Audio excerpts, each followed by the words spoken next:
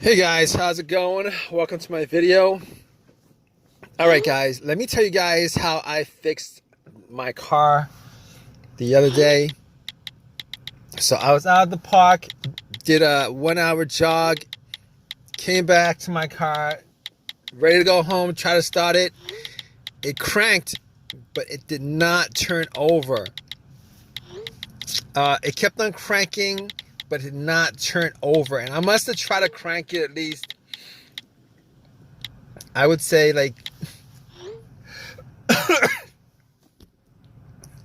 15 times within the course of me trying to figure it out, what the problem was. All right. So I'm like, okay, what could this situation be considering? I did change the battery up. I changed the battery maybe 2 months ago. It's got a brand new battery. It's not the starter. I know 100% it's not the starter. Obviously, it cranks. The starter cranks the car. It cranks. So I'll rule out the starter. Everything having to do in the starter, ruled out. And basically, it was a strong crank. So I was pretty sure it wasn't the battery.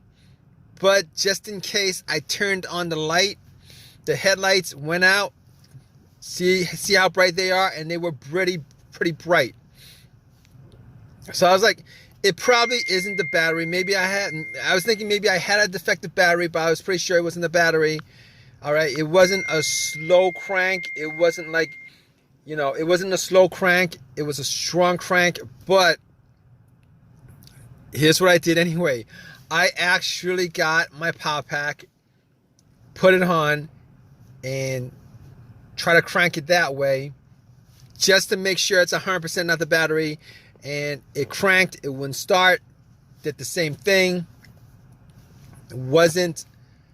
Definitely wasn't the battery.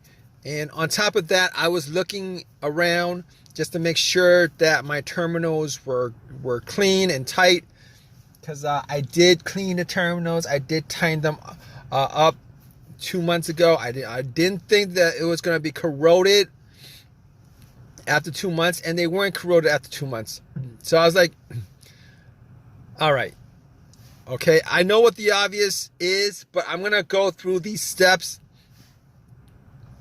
just to make sure that I pretty much troubleshoot the easiest things, and then I'm going to go to, the bigger issues.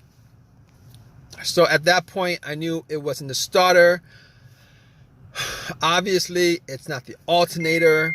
I'll rule those things out. You guys in this situation, you guys don't want to start ruling things out as what the issue is. It won't be the starter. If it's a strong crank, it's not the alternator. If it's a slow crank, wait. If it's a strong crank, it's probably not the battery. If it's a slow crank, it's possible that it is the battery. But just to rule it out, you guys should probably at least try to give it a jump.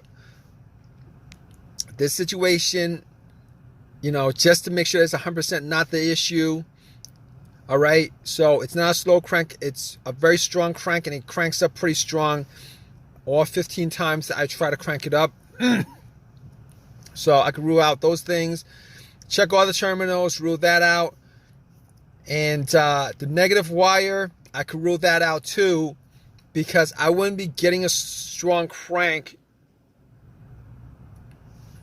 Well, it's possible. It's possible that it could be the negative ground wire that could cause that issue. It's very possible, maybe.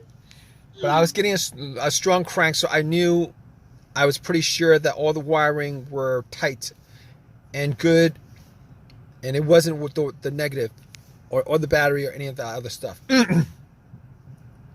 So moving on from that, I'm thinking to myself,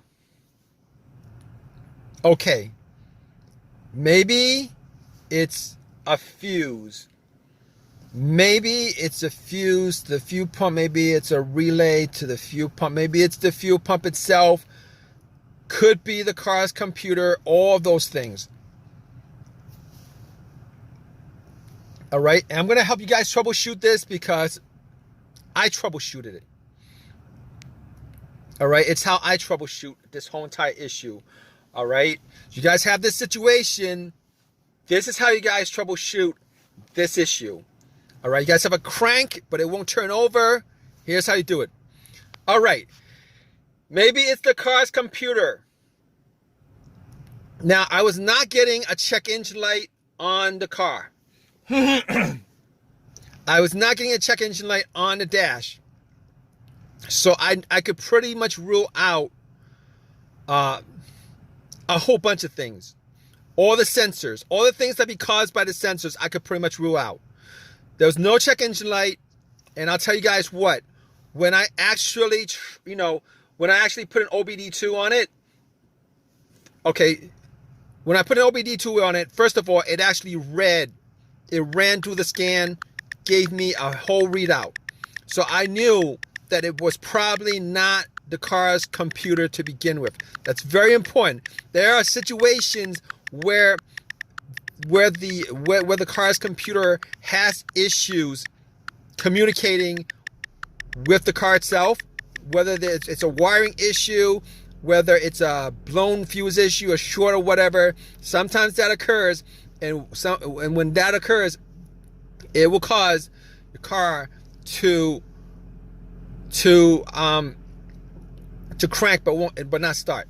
All right, and there's a whole host of things I could run down with this, but I could rule out that. All right, and the fact that there was no check engine light on the dash, and then when I read the whole OBD2, there was not a single code that came up. I could rule out anything having to do with the mass airflow sensor, could rule that out. I could rule out the crankshaft, camshaft. I could rule all that out. And I could probably rule out the throttle position sensor on top of that. So if you guys are probably thinking it's probably one of those sensors that's causing it, one of those things that's causing it, if it's not coming up, if you guys don't have a check engine light with this with this crank but no start issue, it's a crank but no start issue, you guys probably rule out all those things that has a sensor connected to it, which is a whole host of things. All right, and this situation pretty much simplifies a whole lot of things as far as troubleshooting this issue is concerned with a crank no start issue. All right, so let's go down from there. All right, now I'll tell you what. All right, I wasn't able to get my car started at the park, so I had to call AAA, had them tow my car to my house so that I could actually do a bunch of tests. I didn't have my tools with me, so I wasn't able to get it started. All right, I assumed that it was a couple of things. So when I got home, I had to pretty much go through all the fuses. All the fuses were good. All right, all the fuses were good. So next up would be the relays. I assume in this situation that it was probably either going to be a fuel issue, like maybe a relay or a fuse connected to the fuel pump that would cause this situation. All right, so I tested out all the fuses. It wasn't that. As far as the relay was concerned, I did swap out the fuel pump relay with another relay, with a similar relay, with the same exact number. So I did swap out one of the relays for the fuel pump relay, and that didn't do anything as far as that situation is concerned. So at that point, I was thinking, all right, I got to figure out whether it was the fuel pump that was causing this situation. All right, definitely was sure it was not the relay. And on top of that, I actually took off the line for, the part of the fuel line just to see whether there was any fuel getting pumped out. There was no fuel pumping out. And on top of that, I actually did not hear the fuel pump prime. All right, when I turned it on to the on position, did not hear any kind of priming coming from the fuel pump.